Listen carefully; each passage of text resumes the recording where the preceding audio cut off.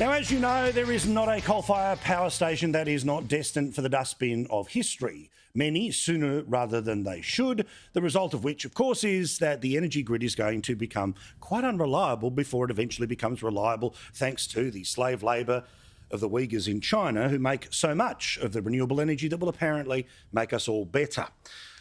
Not to mention all of the fights about where does it go, and not to mention the fact that apparently one of the biggest threats towards the koala population in Australia right now is renewable energy projects. But shh, don't tell anyone.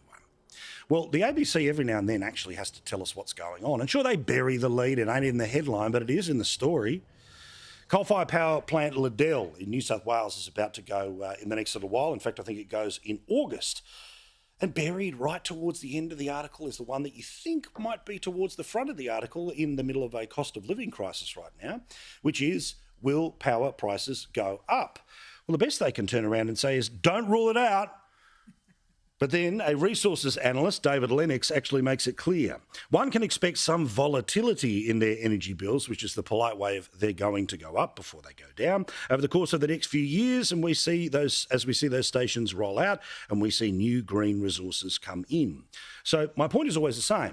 Is there a need for a transition? Sure. Is there a better mousetrap out there? Not entirely sure, but it's the one that everyone in the front end of the plane has decided is going to happen. So therefore, to save the atmosphere, we'll do whatever the hell we can to the earth, including mining in Africa.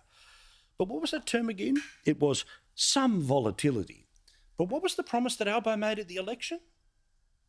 Reducing power prices by $275. That will reduce power prices by $275. $275 a year. $275 a year.